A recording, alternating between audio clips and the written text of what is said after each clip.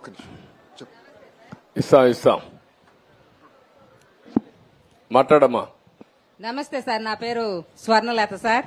ముందుగా మా నియోజకవర్గం ఎమ్మెల్యే, ఐటీ శాఖ మంత్రి, అలాగే విద్యాశాఖ మంత్రి అయినటువంటి లోకేష్ గారిని, మిమ్మల్ని ముఖ్యమంత్రిని ఒక వేదిక మీద కూర్చొని చూసే భాగ్యం మా పెరమాక ప్రజలకు ఇచ్చినందుకు చాలా సంతోషంగా ఉంది సార్.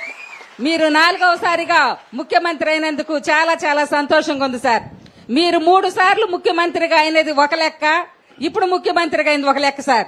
ఎందుకనంటే గడిచినటువంటి అసెంబ్లీలో జరిగినటువంటి విషయాన్ని చూసుకుంటే అప్పుడున్నటువంటి అధికార పార్టీ, అప్పుడున్నటువంటి అధికార మతంతో మిమ్మల్ని ఒక 3 సార్లు ముఖ్యమంత్రిగా చేసినటువంటి వ్యక్తి అని విలువ ఇవ్వకుండా, ఒక పెద్ద వ్యక్తి, గౌరవప్రదమైనటువంటి వ్యక్తి అని మీకు విలువ ఇవ్వకుండా మిమ్మల్ని కించపరుస్తూ, బోనమ్మ గారిని అవమానపరుస్తూ ఆ అసెంబ్లీలో ఒక రామన కాష్టలాగా సృష్టించి మిమ్మల్ని అందరినీ కూడా ఆ రోజు మాట్లాడుతుంటే అసెంబ్లీ అంటే ఒక దేవాలయంగా భావించి అసెంబ్లీ జరిగేటప్పుడు ఇప్పుడు మహిళలు మేము కూడా కూర్చొని చూసేవాళ్ళం సార్. అటువంటి పరిస్థితి ఆ రోజుల్లో లేదు.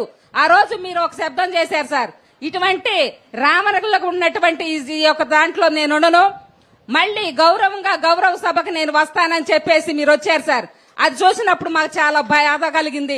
మేమందరం కూడా తాడాపల్లి మహిళలందరం కూడా ఒక శబ్దం తీసుకున్నాం సార్, పసుపు శబ్దం అని. మిమ్మల్ని మీరు ఎలాగైతే ఆ గౌరవ సభకు గౌరవంగా వెళ్తారన్నారో అదే రీతిగా గౌరవంగా ముఖ్యమంత్రి స్థానంలో మిమ్మల్ని పంపించాలని మేము శబ్దం కొట్టాం. అదే విధంగా ఇప్పుడు ఎలక్షన్ లో ఊహించని రీతిగా ఎంతో అత్యధిక మెజార్టీనిచ్చి ప్రజలు మిమ్మల్ని ముఖ్యమంత్రి స్థానంలో నుంచోబెట్టినందుకు మాకు చాలా సంతోషంగా ఉంది సార్.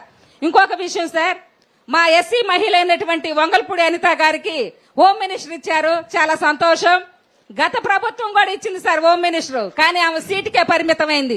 మహిళలకు ఏం చేసింది లేదు, మహిళల రక్షణ గురించి పట్టించుకున్నది లేదు. అయితే హోమ్ మినిస్టర్ పదవి ఇచ్చి మీరు ఆమెకు పగ్గాలు కూడా ఇచ్చారు సార్. ఆమె మాట్లాడుతుంటే మాలోంచి బూస్ బంప్స్ బయటకు వస్తా ఉంటాయండి, అట్లా మాట్లాడుతూ ఉంటారు. అయితే మీరే హోమ్ మినిస్టర్ ఫీల్ అవుతున్నారా? అవుతాం సార్, అవుతాం. ప్రతి మహిళ హోమ్ మినిస్టర్ గారే పనిచేశాను సార్ మేము. ఇంకొక విషయం సార్, మొన్న రీసెంట్ గా బాపట్లలో ఒక మహిళపై అత్యాచారం జరిగింది. మన వాళ్ళు 48 గంటల్లోనే వాళ్ళని పట్టుకోవటం జరిగింది సార్. అప్పుడు భువనమ్మ గారు ఒక మాట చెప్పారు, రాష్ట్రంలో ఉన్నటువంటి ప్రతి మహిళలకు కూడా ఎవరికి కూడా ఇబ్బంది కలగటానికి వీల్లేదు, మీకు అండగా మేము ఉంటామని చెప్పారు సార్. గడిచిన ప్రభుత్వంలో మహిళలు ఎన్నో ఇబ్బందులు పడ్డారు. మా తాడాపల్లి పక్కనున్నటువంటి తాడాపల్లిలో కూడా ఒక ఇన్సిడెంట్ జరిగింది సార్. కానీ ఈ యొక్క ప్రభుత్వంలో మా మహిళకు అటువంటి మంచి రక్షణ మీరు కలిగిస్తారని, భరోసా ఇస్తారని ఆశిస్తున్నాను సార్.